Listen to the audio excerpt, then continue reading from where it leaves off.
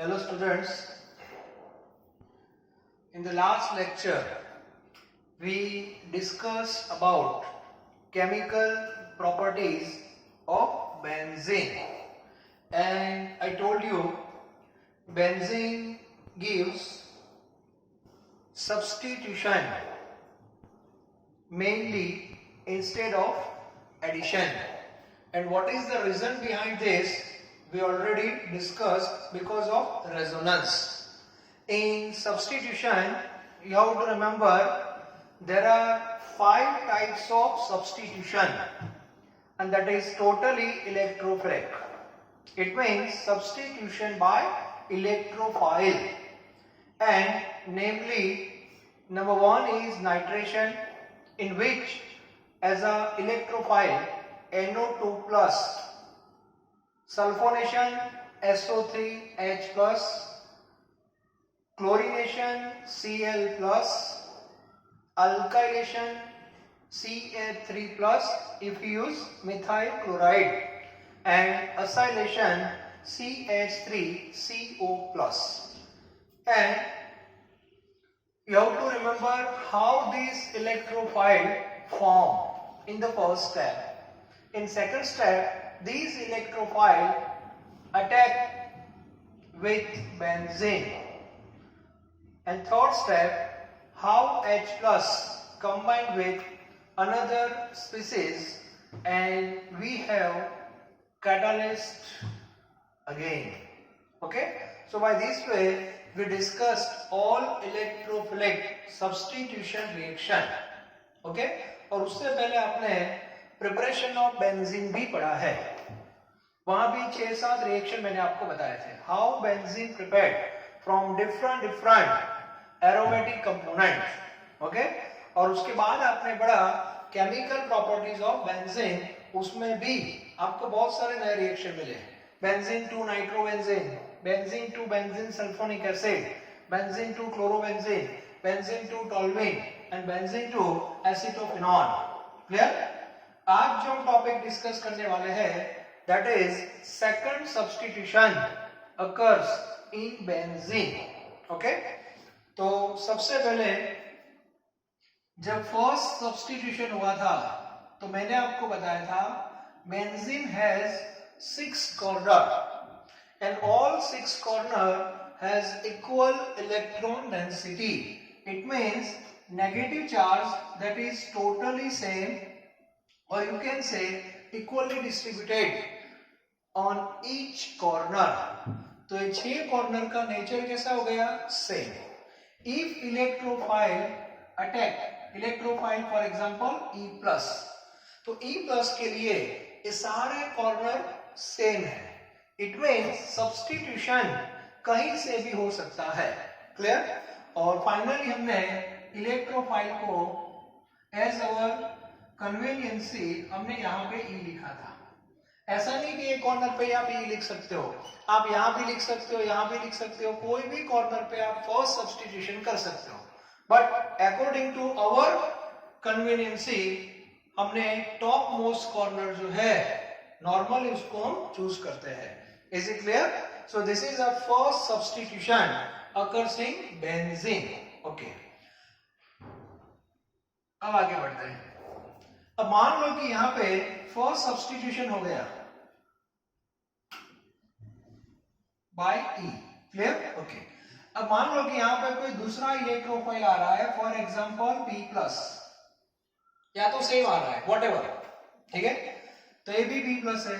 तो अब क्वेश्चन है कि नेक्स्ट सब्स्टिट्यूशन कहां पे होगा. Now we have 5 remaining corner, 1 2 3 4 5. Now this corner has specific position और यू कैन से लोकेशन. तो आगे मैंने बताया था ये जो आपका फर्स्ट सब्स्टिट्यूशन है उसके लेफ्ट और राइट वाले जो लोकेशन है इसको कौन सा लोकेशन बोलते हैं? these two. सपोज इसको लेबलिंग कर देते 1 2 3 4 5 and 6. So 2 6 location, that is ortho location. 2 6, yes, this one.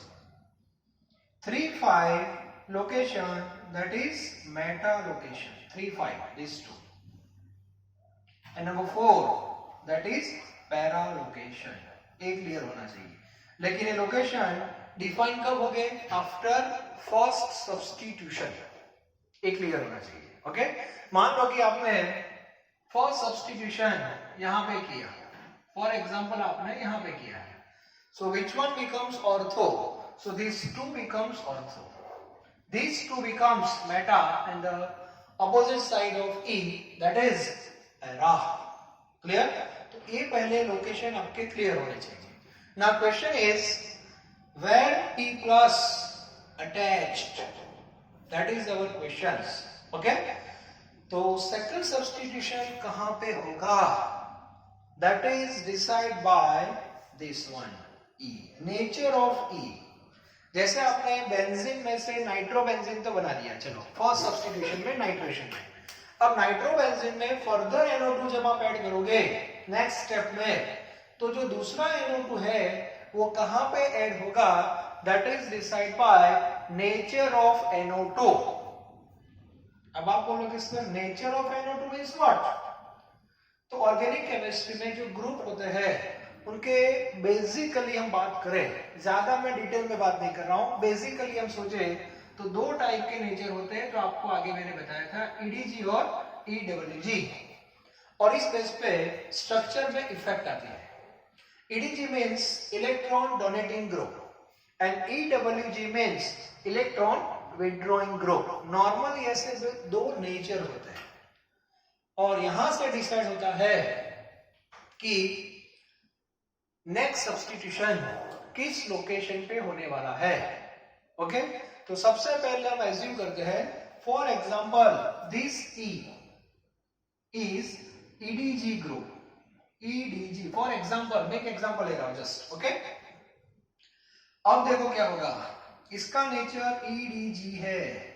अब सिंपल वे में आपको मैं बता रहा हूं, फर्स्ट सब्स्टिट्यूशन होने के बाद ये पांचों लोकेशन की जो डेंसिटी होती है लाइक दिस, वो इक्वल नहीं होती, उसमें वेरिएशन आता है. ठीक है, अब वेरिएशन देखो कैसे आ रहा है. तो मैं एक सिंपल एग्जांपल आपको दे रहा हूं, सिंपल एग्जांपल, और आपके दिमाग में बैठ जाएगा. ज्यादा मैं कॉम्प्लिकेटेड नहीं बता रहा हूं, टॉपिक को इजी वे में आपको बता रहा हूं. फॉर एग्जांपल आपकी ये सोसाइटी है. ओके, यहां पे मेन गेट है, यहां पे बहुत सारे हाउस है लाइक दिस. फ्लैट सिस्टम नहीं है, हाउसिंग टाइप का पूरा कॉलोनी है आपका. ओके, अब आपका हाउस यहां पे है, आप यहां पे रहते हो फैमिली के साथ. क्लियर? ओके, अब मुझे बताओ, आपकी मम्मी ने आपके लिए पिज्जा बनाया. ठीक है, अब मुझे बताओ वो पिज्जा आपकी मम्मी ने जो बनाया आपके लिए, आपकी फैमिली के लिए, तो ऑब्वियसली आपको तो मिलेगा ही. अब मुझे एक बात बताओ, आपकी जो मम्मी है मदर, वो एक दो पिज्जा के पीस डोनेट कर रही है. सही है कि नहीं? अब मुझे बताओ, सोसाइटी में तो इतने सारे हाउस है, तो आपकी मम्मी कहां पे वो पिज्जा देती है? मुझे इतना बता दो प्लीज. ऑब्वियसली आपको पता होगा, आपकी मम्मी ये लेफ्ट में जो अंकल रहते हैं, आंटी रहते हैं, उनको दे सकते हैं, ये राइट वाले को दे सकते हैं, और सामने वाले को दे सकते हैं. एक सिंपल लॉजिक है, हमारा जो रिलेशन होता है वो किस हाउस के साथ ज्यादा होता है? लेफ्ट वाले नेबर, राइट वाले नेबर, और सामने वाले. Is it clear? ओके, तो साइंस के बेस पे हम सोचे तो ये दो location that is ortho, left right, और सामने वाला लोकेशन पैरा. इट मींस ये जो E है दैट इज EDG ग्रुप, वो इलेक्ट्रॉन क्या करेगा? विड्रॉ करेगा. अब इससे क्या होगा, देखो सबसे पहले ये 5 लोकेशन है, वहां पर डेंसिटी सेम थी कि नहीं? क्लियर? अब E जो ग्रुप है वो इलेक्ट्रॉन दे रहा है लेफ्ट साइड, ए राइट साइड और ए ऑपोजिट साइड, सामने वाले। क्लियर? तो इसका मीनिंग क्या हुआ, ये दो ऑर्थो और एक पैरा, वहां पे इलेक्ट्रॉन की डेंसिटी बढ़ेगी, और बढ़ेगी इसका मीनिंग हुआ ये तीन लोकेशन पे इलेक्ट्रॉन की डेंसिटी ज्यादा हो जाएगी compare to meta location. Meta पे कोई इफेक्ट ही नहीं है। देखो अब मुझे बताओ ए P प्लस को ज्यादा अट्रैक्शन किस लोकेशन का मिलेगा, ortho para. Clear? So this E is known as ortho para directing group. मतलब ये जो E है अभी जो मैंने यहाँ पे लिखा है वो नेक्स्ट इलेक्ट्रोफाइल को किस डायरेक्शन में भेजेगा, that is ortho para directive group, ऐसा बोलते हैं। बात समझ आ रही है? सिंपल लॉजिक है। जब कोई स्टूडेंट क्लास के अंदर एंटर होता है, पूरा क्लास खाली है, तो जितनी भी बेंचेस है, जितने भी लोकेशन है, तो वो स्टूडेंट के लिए प्रोबेबिलिटी बढ़ जाती है कि मुझे कहां पे बैठना है, तो वो बंदा कहीं पर भी बैठ सकता है। जो फर्स्ट स्टूडेंट एंटर हो रहा है उसकी मैं बात कर रहा हूं। क्लियर? अब वो वहां पे बैठ गया, ठीक है, चलो आ गया। अब नेक्स्ट स्टूडेंट कहां पे बैठेगा वो डिसाइड कौन करेगा, that is nature of first student. वो डिसाइड करेगा कि वहां जाना है कि वहां जाना है। क्लियर? इस बेस पे सोचना है। तो यहां भी सिंपल वे में आपको मैंने बता दिया। क्लियर? तो ऑर्गेनिक केमिस्ट्री में ऐसे बहुत सारे ग्रुप है जो नए इलेक्ट्रोफाइल को ऑर्थो पैरा पे भेजते हैं। तो अभी से आपके पास से पता होना चाहिए। फॉर एग्जांपल ऑर्थो पैरा वाले जो है ऑर्थो पैरा डायरेक्टिंग ग्रुप, उसमें नॉर्मली R आता है, R मींस मिथाइल आता है, देन NH2 भी रहता है, प्राइमरी, सेकेंडरी भी रहता है NHR। ओके, तो ये सारे जो है वो ऑर्थो पैरा है। उसके बाद दूसरे लोकेशन भी है, जैसे OH है हाइड्रोक्सी ग्रुप, वो भी आप लिख सकते हो, OCH3 है वो भी आप लिख सकते हो। तो ऑल आर ऑर्थो पैरा। ठीक है, तो ये आपका क्लियर होना चाहिए। उसके बाद हम बात करते हैं बेटा लोकेशन।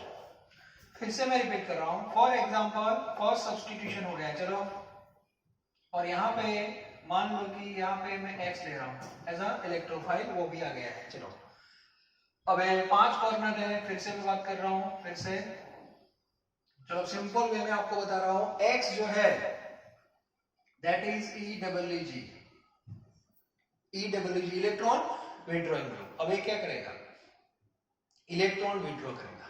क्लियर? फिर से मैं एग्जांपल रिपीट कर रहा हूं, आपकी मम्मी ने ये 3 लोकेशन पे पिज्जा भेजा था कि नहीं? सही बात है, हाँ। क्यों भेजा था पता है?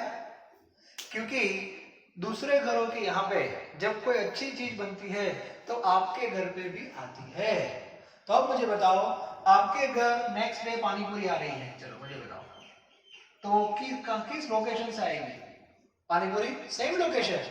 तो ए जो है वो पानी पूरी दे सकते हैं, ए भी दे सकते हैं और ए भी दे सकते हैं। क्लियर है कि नहीं? तो यहाँ पे ऐसा ही होगा, ये जो X है वो इलेक्ट्रॉन विड्रॉइंग ग्रुप है, तो वो किस लोकेशन से इलेक्ट्रॉन को अट्रैक्ट करेगा? तो सेम कॉन्सेप्ट ऑर्थो और ए पैरा। इसका मीनिंग हुआ ये जो 3 लोकेशन है वहां पे इलेक्ट्रॉन की जो डेंसिटी है वो कम हो जाएगी कंपेयर टू मेटा। मेटा का तो कोई रोल है ही नहीं, जो भी चेंजेस हो रहे हैं वो ऑर्थो पैरा पे हो रहे हैं और उसकी डायरेक्ट इफेक्ट मेटा के साथ हो रही है। मतलब कंपैरिजन में दोनों के बीच में डिफरेंस क्रिएट होता है। ओके, तो यहाँ पे मेटा की डेंसिटी ज्यादा हो गई। अब मान लो कि कोई Y प्लस फिर से आ रहा है, तो वो अटैक कहां पे होगा? ऑब्वियसली वो मेटा पे होगा। It means this X is known as meta directing group. Okay, तो इसको बोलते हैं मेटा। तो मेटा वाले भी बहुत है केमिस्ट्री में। तो मेटा वाले में एक है NO2 है, नाइट्रो है, उसके बाद एक ग्रुप है CHO ले सकते हो, COOH है, SO3H है, सल्फोनिक एसिड। तो ये जितने भी ग्रुप है ये सब मेटा डायरेक्टिंग ग्रुप है। क्लियर? ओके, हेलोजन इसमें आएगा, ऑर्थो पैरा में रहता है। तो ये सब ग्रुप है। आप बोलोगे सर हम याद कैसे रखें, हमें कैसे पता चलेगा? तो मैं थोड़ी टेक्निक आपको दे सकता हूँ। ठीक है, इलेक्ट्रोनेगेटिविटी के बेस पे कौन सा ग्रुप ऑर्थो पैरा है और कौन सा मेटा डायरेक्टिंग है वो क्लियर हो जाएगा। सबसे पहले आप देखो, मुझे बताओ OH की हम बात कर रहे हैं। ओके, तो OH में फर्स्ट एटम ऑक्सीजन है और सेकंड एटम हाइड्रोजन है। Now tell me electronegativity of oxygen that is greater than hydrogen. तो यहाँ जितने भी ऑर्थो पैरा मैंने लिखे हैं उसमें आप देख लेना जो फर्स्ट एटम होता है उसकी इलेक्ट्रोनेगेटिविटी सेकंड से ज्यादा होगी। देखो यहाँ पे नाइट्रोजन और हाइड्रोजन है, तो नाइट्रोजन की ज्यादा होगी, यहाँ भी ज्यादा है, O की ज्यादा है, O की कार्बन की कंपेयर में ज्यादा है। R है मतलब फॉर एग्जांपल मिथाइल है तो कार्बन के हाइड्रोजन से ज्यादा होगी। और हेलोजन आपको याद रखना है, वो तो पहले से पता है हाईली इलेक्ट्रोनेगेटिव है। ओके, तो ये सारे जो है जिसमें first element first atom is more electronegative compare to other, it means all are ortho para directing group. Ortho para साथ में है, क्लियर। और इसमें ऑपोजिट है, फर्स्ट एलिमेंट जो है उसकी इलेक्ट्रोनेगेटिविटी जो होगी वो कम होगी। आप बोलोगे सर कैसे, देख लो एक बार, इसका फर्स्ट कौन है N और सेकंड ऑक्सीजन, तो N की कम है, क्लियर। इसमें गलती मत करना, तो सर C और H आ गया, C के साथ सेकंड ऑक्सीजन लेना है, okay, according to atomic number. Okay, हाँ एटॉमिक नंबर इसका 1 है, इसका आइटम पहले आएगा। हाँ, इसमें भी देखो सेम, अच्छा सल्फर और ऑक्सीजन कम है कि नहीं। तो एक याद रखने की टेक्निक है, ऐसा को टेक्स्ट में तो लिखा नहीं है लेकिन ये आपको पता होना चाहिए, clear. So this is an important part in organic chemistry, which one is orthopara directing and which one is meta, और इसकी जरूरत आपको कब पड़ेगी, नेक्स्ट सब्स्टिट्यूशन में, क्लियर। ऑर्थोपैरा का मीनिंग होता है वहां पे ऑर्थो और पैरा का मिक्सचर मिलेगा, ऑर्थोपैरा का क्या मिलेगा, मिक्सचर मिलेगा आपको। हाँ चलो, तो इसकी एप्लीकेशन ज्यादातर ट्वेल्थ में तो रहती ही है, तो ये टॉपिक आपका क्लियर होना चाहिए। तो आपकी जो टेक्स्ट बुक है इसमें यहाँ तक है।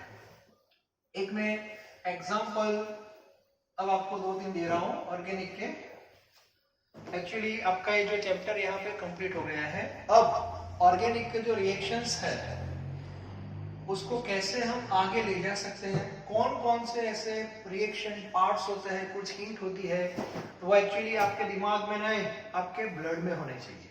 और एरोमेटिक जो है, एरोमेटिक ये बात करें पर्टिकुलर, नॉट एलिफेटिक। एरोमेटिक में आपके पास 3 सेक्शन परफेक्ट होने चाहिए। पहला सेक्शन प्रिपरेशन ऑफ बेंजीन, क्योंकि बेंजीन वहां पे सेंटर में है, बेंजीन की प्रिपरेशन कहां से हो रही है वो सारे रिएक्शन आपको पता होने चाहिए। ओके, प्रैक्टिस से हो जाएंगे। बेंजीन की केमिकल प्रॉपर्टीज जो है उसमें जो सब्स्टिट्यूशन वाले पार्ट है वो इंपॉर्टेंट है, वो आपका क्लियर होना चाहिए। और वो पार्ट को अभी मैं एक स्टेप आगे ले जा रहा हूँ, क्लियर। फॉर एग्जांपल आपने बेंजीन का क्या पढ़ा, नाइट्रेशन पढ़ा। जैसे आपका बेंजीन था, बेंजीन की प्रिपरेशन कहां से हो गई वो हमने पढ़ लिया। ओके, अब ये आपका बेंजीन है।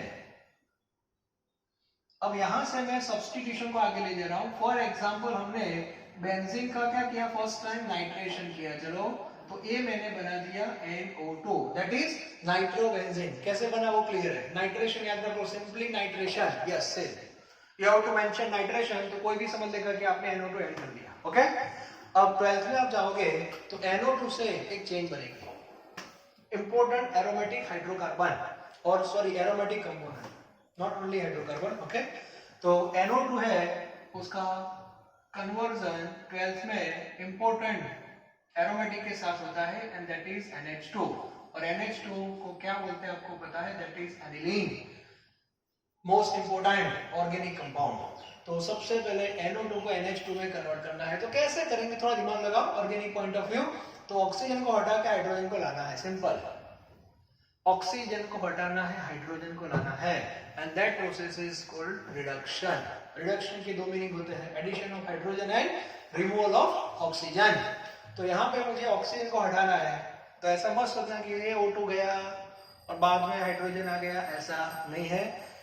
आपको हाइड्रोजन ऐड करना है, दैट इज फैक्ट। ऑक्सीजन जो निकलेगा ना वो H2O फॉर्म में निकलता है। अब मुझे बताओ, एक ऑक्सीजन को हटाना है तो 2 हाइड्रोजन चाहिए, सेक्रीफाइस होंगे। तो यहाँ पे हमें 2 ऑक्सीजन को हटाना है, तो कितने चाहिए, 4, ठीक है, मतलब 4 हाइड्रोजन तो चाहिए, साथ में 2 हाइड्रोजन नाइट्रोजन के साथ ऐड भी करने हैं, मतलब टोटल आपको 6, इट मींस 3H2 ऐड करना है इन प्रेजेंस ऑफ सपोज द निकल। ओके, निकल आप ले सकते हो। तो 3H2 में से 6 में से 2H2 तो निकल गए, बाकी के दो रह गए, दैट इज एनिलीन। और आगे आप जाओगे 12th में तो ये जो एनिलीन है उसका 0 to 5 डिग्री पे एक प्रोसेस होती है दैट इज कॉल्ड डाइजोटाइजेशन। क्या बोलते हैं? डाइजोटाइजेशन। और आगे मैंने आपको बताया था इससे मिलता है बीडीसी, और बीडीसी की फॉर्मूला है N2+Cl- benzene diazonium chloride, and one of the important organic compound BDC, लेकिन ये एक्सप्लोसिव भी है, अनस्टेबल है at high temperature, therefore it's preparation always between 0 to 5, it means low temperature.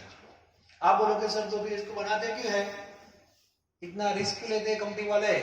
उसका रीजन है कि बीडीसी में से आगे जाके हमें 20 प्रोडक्ट्स मिलती हैं। कितनी? 20 most important product, benzene, phenol, बहुत सारी प्रोडक्ट, हेलोरेन, क्लोरीन, ब्रोमोबेंजीन, सब कुछ मिलता है, देखेंगे 12th में। लेकिन अभी मैं आपको एक सीरीज बना रहा हूँ कि किसकी कहां पर लिंक रहती है ज्यादातर, वो आपका क्लियर होना चाहिए। तो बेंजीन का नाइट्रेशन किया तो टेक्स्ट बुक में यहां तक तो है ही, लेकिन मैं आपको एक स्टेप आगे ले जा रहा हूँ कि 12th में आपको आगे ऐसे जाना है, तो अभी से आपके दिमाग में ऑर्गेनिक थोड़ा मैं बैठा रहा हूं, ठीक है। सेकंड, बाद में आपने पढ़ा सल्फोनेशन। तो बेंजीन का जब आपने सल्फोनेशन किया था, सल्फोनेशन, तो वहां पे आपको जो प्रोडक्ट मिली थी that is benzene sulphonic acid, benzene sulphonic acid, BSA। Okay, यहां तक तो हमने पढ़ा था। अब एक स्टेप आगे ले जा रहा हूं आपको, ये बेंजीन सल्फोनिक एसिड जो है उसमें आप फ्यूज्ड NaOH डाल दो, ये सब कन्वर्जन में आपको हेल्प करेगा, conversion from one organic compound to another. तो ये थोड़ी आपको मैं अभी से हिंट दे रहा हूं। ओके, फ्यूज्ड NaOH, तो यहां से -NaHSO3 निकल जाता है, तो यहां से Na, ये पूरा ग्रुप यहां से निकल जाएगा, and finally we have one of the important compound that is phenol.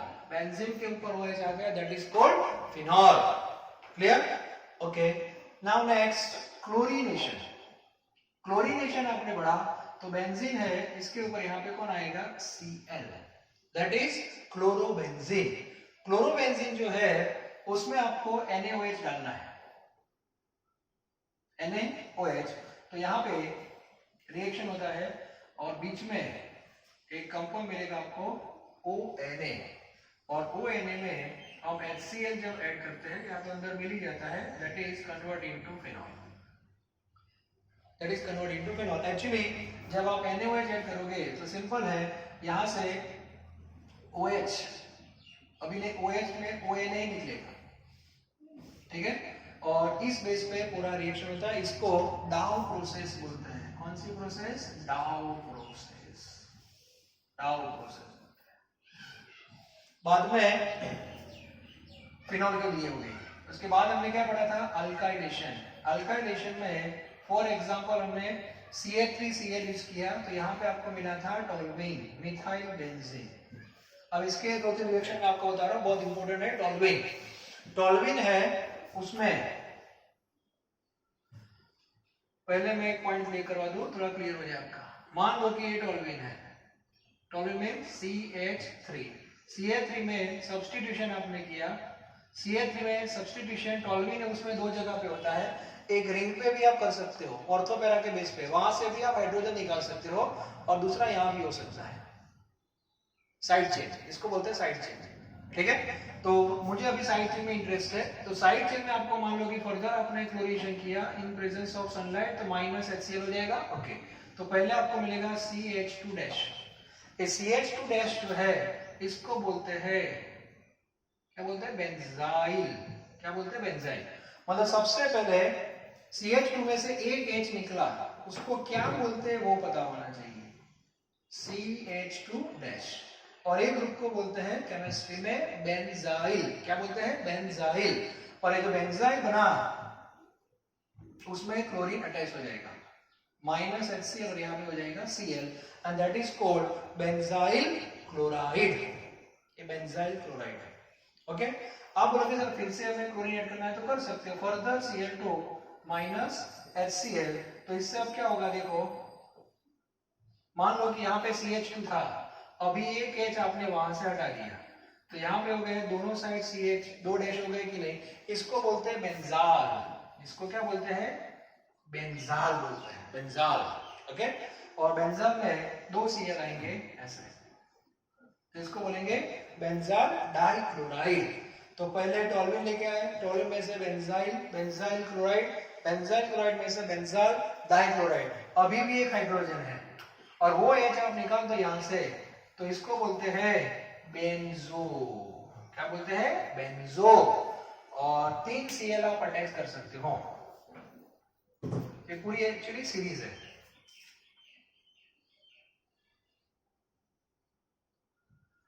C, Cl, Cl और Cl ऐसे, इसको बोलते हैं बेंजो ट्राइक्लोराइड। तो पूरी बहुत इंपॉर्टेंट सीरीज है ऑर्गेनिक केमिस्ट्री की। ओके, तो ये आपका क्लियर होना चाहिए।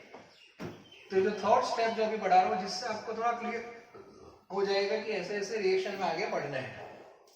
उसके बाद हमने क्या पढ़ा था? एसाइलेशन। एसाइलेशन में आपने नोट डाउन किया होगा, बेंजीन के ऊपर कौन सा ग्रुप आता है? CO, CH3, that is acetophenol.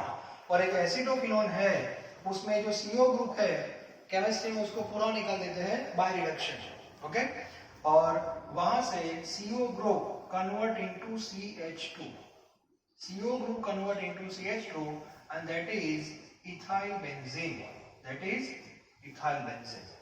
और ethyl benzene का आपको करना है डिहाइड्रोजनेशन माइनस H2, और माइनस H2 जब हम करते हैं, one of the important product form CH double bond CH2, this group is known as vinyl. इसको बोलते हैं विनाइल बेंजीन, और commonly it is known as styrene। yes, styrene most important। तो सारे रिएक्शंस जो है वो अभी 11 के बेस पे आपको पता होने चाहिए, तो जिससे आपका 12th थोड़ा अपने आप इजी हो जाएगा। क्लियर? तो आगे मैंने बेंजीन की ये कहां से बना, ये कहां से बनाया था हमने? तो ये बनाया था हमने फिनॉल से बनाया था, बेंजोइक एसिड से भी बनाया था, अल्काइन से भी बनाया था, डिफरेंट वेज में हमने बेंजीन बना दिया था। ओके, बाद में बेंजीन की केमिकल प्रॉपर्टी थी ये सब, तो बेंजीन की केमिकल प्रॉपर्टी है और उसकी जो प्रोडक्ट है उसमें से सीरीज आगे जाती है। अब कन्वर्जन कैसे आते हैं? Benzene to phenol. तो आप क्या करोगे? 2 स्टेप में बनाना है, तो बेंजीन से पहले क्या बनाओ? सल्फोनिक एसिड, और बाद में बना दो फिनॉल। बेंजीन से फिनॉल एक सीरीज में भी बनता है लास्ट में। बेंजीन से BDC बनाना है, तो बेंजीन से बनाओ NO2 पहले बनेगा, 3 स्टेप में होगा। बेंजीन से नाइट्रोबेंजीन, नाइट्रोबेंजीन से एनिलीन, देन N2Cl BDC।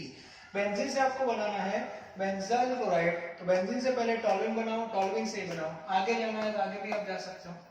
तो पूरी सीरीज बनती है। बेंजीन से स्टाइरिन बनाना है तो ये लाइन आपको लेनी पड़ेगी, एसिटोफिनॉल बना दो, उसका रिडक्शन कर दो इथाइल बेंजीन, और बाद में हो जाएगा। दूसरा भी एक स्टेप है, मान लो कि आपको ये फॉर्म में नहीं जाना है, स्टैंड है, तो डायरेक्ट क्या करो, जैसे यहाँ पे CH3 ग्रुप है वैसे बेंजीन से डायरेक्ट बना सकते हो आप।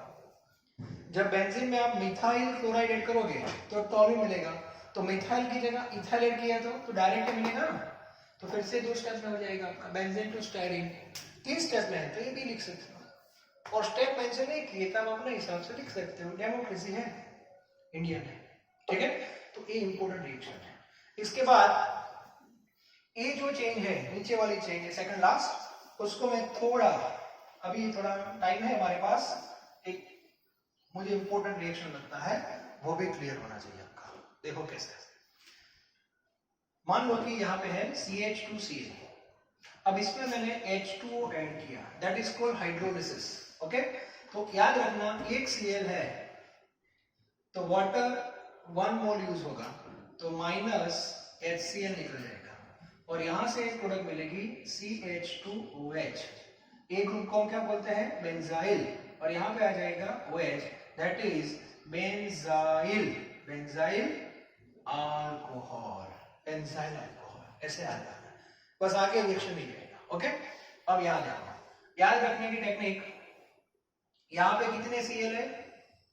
2 Cl है, तो यहाँ पे एक Cl था तो आपने एक H2 ऐड किया, तो 2 Cl है तो आप 2H2 ऐड कर दो पहले। ओके, सो माइनस 2HCl हो जाएगा, तो इसमें आपको एक इंटरमीडिएट प्रोडक्ट मिलेगी। इंटरमीडिएट में आपको क्यों मिल रहा है उसका एक रीजन है, चलो यहाँ पे CH और यहाँ पे 2 OH आ गए।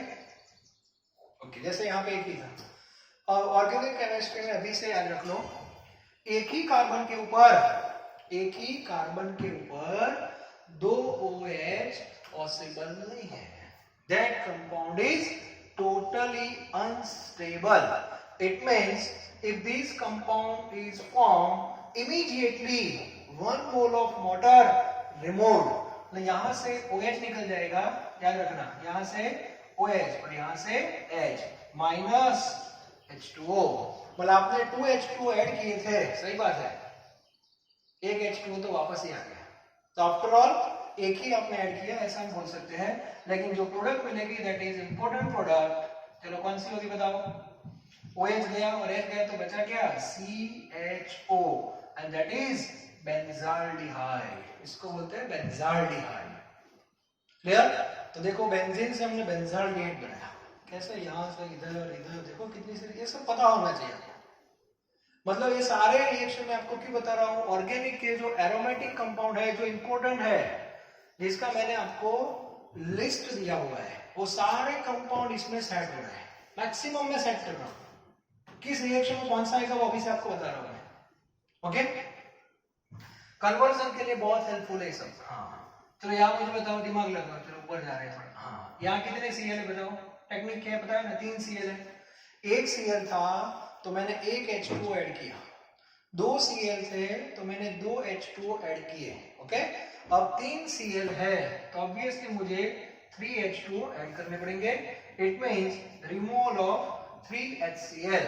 अब 3 HCl निकल जाएंगे तो मुझे बताओ प्रोडक्ट क्या मिलेगी, एक ही कार्बन के ऊपर 3 OH। देखो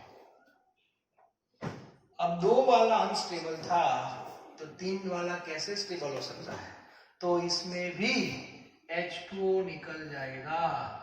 ठीक है, यहां से सपोज OH और यहां से सपोज H, तो आपको जो प्रोडक्ट मिलेगी वो कौन सी होगी, दिमाग लगाओ। ये बेंजीन की रिंग है, CO मतलब डबल बॉन्ड O और यहाँ पे OH, that is benzoic acid, that is benzoic acid. Okay, so one of the important product that is benzoic acid. तो बेंजो टेट्रा बेंजो ट्राइक्लोराइड जो है वो बेंजोइक एसिड देता है, बेंजाइल डाई जो है वो बेंजाल्डिहाइड देता है, और बेंजाइल क्लोराइड जो है that is give benzyl alcohol. Alcohol का फर्दर रिएक्शन नहीं है। फिर आप सोचो सर एल्डिहाइड और इसका कन्वर्जन है, तो इसमें एक ऑक्सीजन है, इसमें 2 है, तो मुझे बताओ क्या करेंगे, तो इसमें ऑक्सीडेशन कर दो, ऑक्सीजन क्या कर दो, ऐड कर दो, तो अपने आप आपको मिल जाएगा, फुटेज में आएगा। बेंजाल्डिहाइड है, उसमें एक O डाल दो, that is oxidation with the help of KMnO4, so that is benzoic acid. So by this way you can convert one organic compound into another. So this is organic chemistry. Okay? और मेरी एक advice है, personal advice, आपको aromatic compound clear करने हैं तो कौन कौन से रिएक्शंस आपको पता होने चाहिए। तो मेरी एक पर्सनल एडवाइस है, आप 3 ग्रुप सेट कर देना। पहला मैंने बताया प्रिपरेशन ऑफ बेंजीन, इसके सारे रिएक्शंस आपको पता होना चाहिए कि बेंजीन कहां से आ रहा है, यस, उसका रिएक्टेंट कौन है। चलो बेंजीन बना दिया आपने, बेंजीन में से क्या क्या आगे बन सकता है, तो ये भी हमने बना दिया। ओके, फिर एक थर्ड स्टेप सोचो, आज जो मैंने आपको बताया कि इसमें से हम आगे क्या क्या बना सकते हैं, और आपने नोट डाउन किया होगा कि जो भी आपने बनाया उसमें से आप बेंजीन बना सकते हो, इसमें से बेंजीन आप बना सकते हो, फिनॉल से बेंजीन आप बना सकते हो, फिनॉल में जिंक पाउडर डाल दो बेंजीन आ जाएगा वापस। तो ये पूरी साइकिल है and that will helpful for conversion in organic chemistry. तो ऑर्गेनिक केमिस्ट्री के 2 सेक्शन है, एलिफेटिक पार्ट और एरोमेटिक पार्ट। एलिफेटिक पार्ट रहता है उसमें अल्केन अल्किन अल्काइन का बेस बनता है, और एरोमेटिक पार्ट जो है उसमें बेंजीन का बेस बनता है। तो सारे क्लियर होने चाहिए। अभी जो मैंने बताया बेंजाइल, बेंजो, बेंजाइल, वो भी एक बार अच्छी तरह याद रखना, स्टूडेंट बहुत गलती करते हैं। नॉर्मल स्टूडेंट हम बोलते हैं कि बेंजाइल कहां से डिराइव हुआ, तो बोलते हैं बेंजीन से, क्योंकि एक हैबिट है। हैबिट देखो कैसी है, CH4 को क्या बोलते हैं, मीथेन, CH बोलते हैं मीथेन, मीथेन में से एक H निकला तो हम लिखते हैं dash CH3 and that is methyl. ये सही है। मीथेन में से मिथाइल, इथेन में से इथाइल, प्रोपेन में से 2 प्रोपाइल, ब्यूटेन में से butyl 1 2 1 3, 1 2 from n butane, 1 3 from isobutane. Pentane में से pentyl, how many pentyl? 8 pentyl, 3 4 1, 3 from n pentane, 4 from isopentane, 1 from neopentane. Is it clear? Okay. Similarly benzene, yes, student गलती क्या करते हैं? ये बेंजीन है। What is the formula of benzene? C6H6.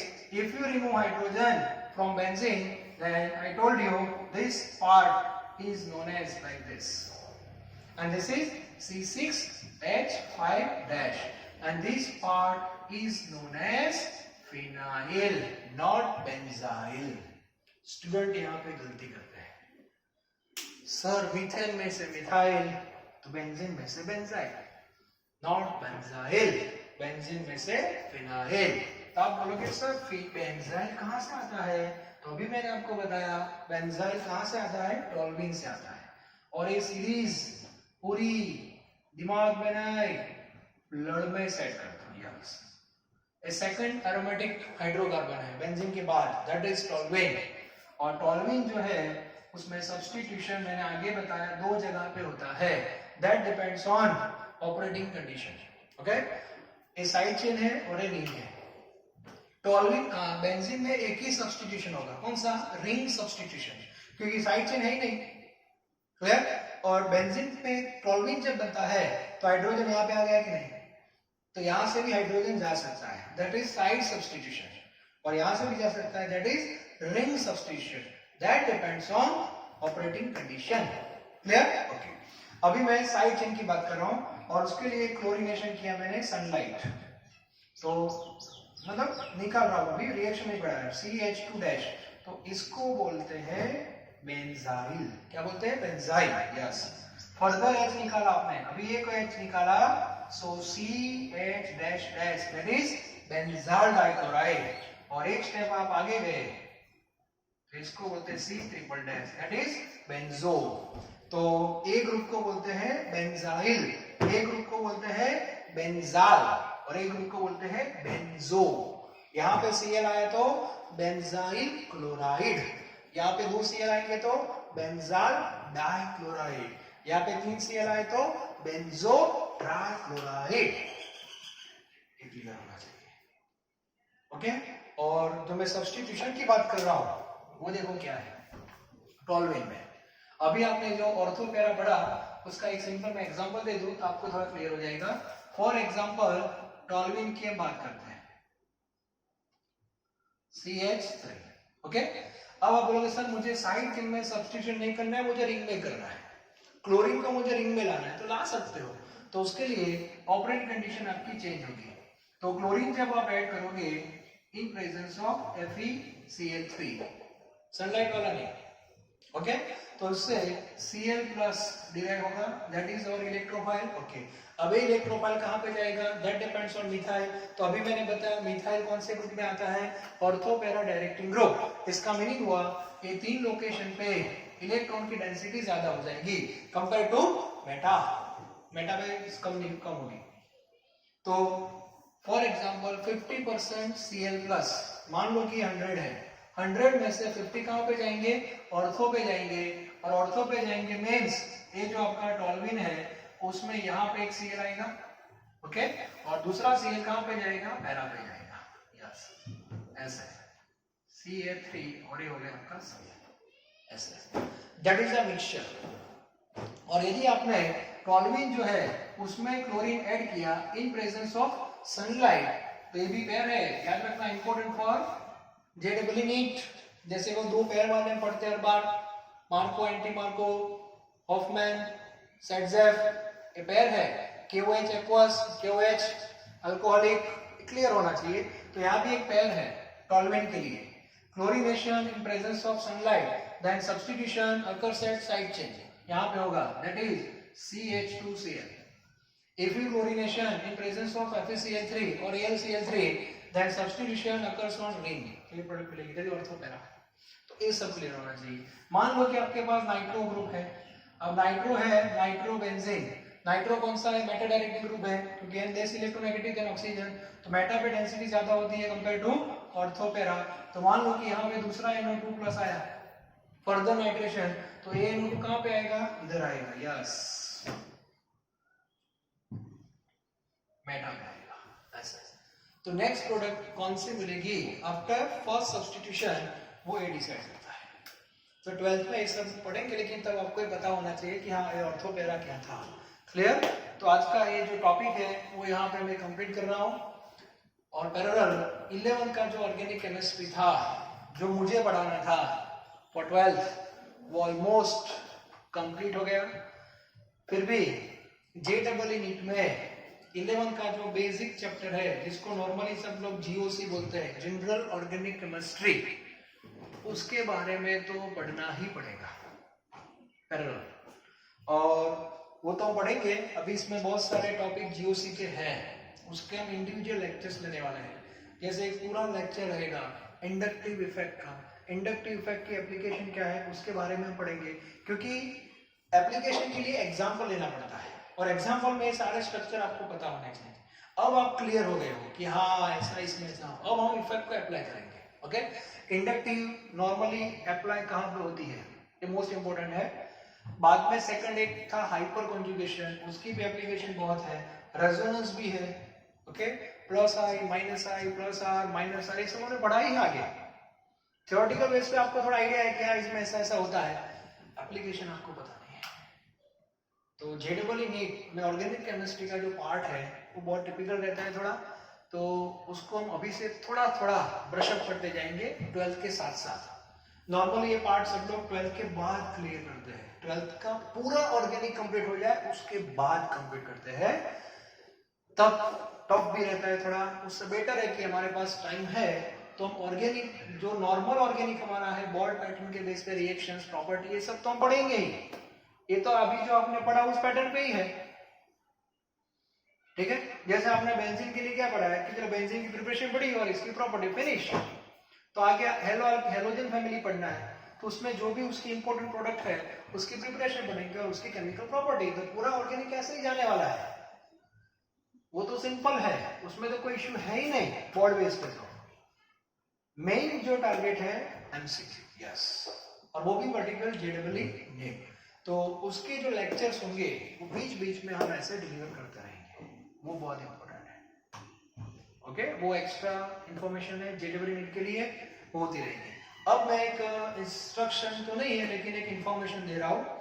Normally मेरा ऐसा मानना था कि चलो हम नेक्स्ट से पार्ट 2 स्टार्ट करेंगे, that is first chapter halogen family, लेकिन अभी मेरे दिमाग में एक थोड़ा ट्विस्टिंग हुआ है। मैंने ऐसा सोचा है कि ऑर्गेनिक के जो हमारे 4 चैप्टर है, हैलोजन फैमिली है, ओ फैमिली है, ओ फैमिली के 2 है और एक टेन फैमिली है, 4 चैप्टर मैंने आपको बताए थे, वो चारों चैप्टर हम अभी नहीं, हम फेस टू फेस करेंगे। क्लियर? हाँ, तो आप बोलोगे सर आप क्या करेंगे, तो केमिस्ट्री जो सब्जेक्ट हमारा है वो फिजिक्स और मैथ से थोड़ा अलग है। फिजिकल केमिस्ट्री, ऑर्गेनिक और इनऑर्गेनिक, ऐसे 3 हमारे सेक्शन रहते हैं। तो इनऑर्गेनिक भी एक ऐसा पार्ट है, बोरिंग है नो डाउट, कॉन्सेप्ट कम है, डायरेक्ट लर्न बाय हार्ट होता है। तो ये पोर्शन जब हम फेस टू फेस पढ़ते हैं तब भी थोड़ा बोरिंग लगता है, उसको रटना पड़ता है। तो मैंने अभी ऐसा थोड़ा सोचा है कि हम ये जो वीडियो लेक्चर्स हमारे होते हैं वो इनऑर्गेनिक के रखेंगे, या तो मतलब ऐसे कुछ चैप्टर्स जो नॉर्मली पढ़ने वाले चैप्टर ही है, तो जिसको यहाँ से मैं आपको हिंट दे रहा हूँ, आप इस बेस पे पढ़ते जाओ, तो हमारा जो वर्क है वो पैरेलल होता रहेगा। मतलब जो कॉन्सेप्चुअल चैप्टर्स होते हैं, तो हमने 2 तो पढ़ लिए फिजिकल के पार्ट 1 के, जैसे हमने पढ़ लिया कौन सा, सॉल्यूशन और सरफेस, वो तो हमने पढ़ लिया, वो भी आपका क्लियर ही है। लेकिन अब मैं थोड़ा ऐसा सोच रहा हूं कि अब हम थोड़े ऐसे चैप्टर में जाए जिसमें आपको बस थोड़ा एक बार पढ़ लेना है, तो आपका इतना पोर्शन भी खत्म हो जाए।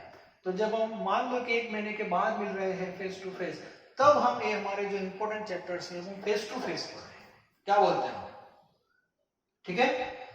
और इसीलिए मैंने सोचा है कि पार्ट 2 जो है उसमें 3 चैप्टर जो लास्ट है वो टाइम पास चैप्टर है। हाँ, और वो 3 कौन से हैं? That is polymer chemistry, that is biomolecules and chemistry in everyday life. Normally ये 3 चैप्टर बच्चों को खुद ही पढ़ने होते हैं, हम हिंट ही देते हैं रेगुलर क्लास में भी। ठीक है, तो मेरा ऐसा प्लानिंग है कि हम वो जो 3 चैप्टर्स है उसमें से जो पॉलीमर केमिस्ट्री है वो मैं स्टार्ट करने वाला हूं। ठीक है, तो नेक्स्ट हमारा जो लेक्चर होगा वो पॉलीमर होगा। जो इंपॉर्टेंट चैप्टर्स होते हैं वो हम यहाँ पे नहीं पढ़ेंगे। मान लो कि किसी से मुझे डाउट है क्या है वगैरह वगैरह, तो हम वो फेस टू फेस पढ़ेंगे। लेकिन इसका मीनिंग ऐसा नहीं कि बैठ जाएंगे, हाँ हम पढ़ेंगे। हमारे पास केमिस्ट्री में से बहुत सारे चैप्टर्स है, पार्ट 1 में भी है पूरा इनऑर्गेनिक केमिस्ट्री 6, 7, 8, 9 जो यहाँ पे हम आराम से पढ़ सकते हैं। और पार्ट 2 में ऐसे 3 चैप्टर है। ओके, तो अभी मैंने डिसाइड किया है कि ऑर्गेनिक आपका ये तो हो गया है। अब मैं जो जीओसी का पार्ट है वो बीच बीच में लूंगा जिससे ऑर्गेनिक टच में रहेगा। ओके, और ये सब स्ट्रक्चर आप अच्छी तरह लर्न कर देना। तो हमारा नेक्स्ट लेक्चर होगा वो पॉलीमर के बेस पे होगा, पॉलीमर केमिस्ट्री। जिसके पास टेक्स्ट बुक है वो देख लेना, लेकिन उससे पहले मुझे हाइड्रोकार्बन वाला चैप्टर परफेक्ट चाहिए। आपका बेस फैमिली परफेक्ट हो गया है, इसमें मैंने 12th के बहुत सारे रिएक्शन ऐड कर दिए हैं। जब आप 12th का पढ़ोगे ना चैप्टर कोई भी, तो आपको लगे सर ये तो हमने पढ़ लिया था 11th में, वो एक्चुअली 12th का पार्ट था, लेकिन मैंने उसको जोड़ दिया है। जहां जहां रिक्वायरमेंट थी वहां वहां पे मैंने उसको अटैच कर दिया है। ओके, और आपके सामने मोस्ट ऑफ ऑर्गेनिक कंपाउंड अब आ गए हैं। एनिलीन क्या है, बीडीसी क्या है, क्लोरोबेंजीन क्या है, बेंजाल्डिहाइड क्या है, बेंजोइक एसिड क्या है, एसीटोफिनॉन क्या है, मिथाइल बेंजीन क्या है, इथाइल बेंजीन क्या है, स्टायरीन क्या है। क्लियर? तो इस पूरा मैंने आपको दे दिया है। अब हम उसको अप्लाई करेंगे जीओसी के बेस पे, और ऑर्गेनिक को हमें स्ट्रॉन्ग बनाना है जितना हो सके उतना। ओके, और उसके लिए मैं ये सब इंफॉर्मेशन मुझे आपको पहले देनी पड़ेगी, क्योंकि जब एग्जाम्पल्स आता है तब मुझे एग्जाम्पल यहाँ से लेने पड़ेंगे, और ज्यादातर जीओसी में जो एरोमेटिक वाले एग्जाम्पल ज्यादा होते हैं। ओके, तो हम ऑर्गेनिक पढ़ रहे हैं, याद रखना। उसमें पॉलीमर जो पढ़ेंगे वो बोर्ड बेस पे पढ़ेंगे, और जीओसी पढ़ेंगे वो जेईई नीट के बेस पे पढ़ेंगे। Clear? Thank you very very much.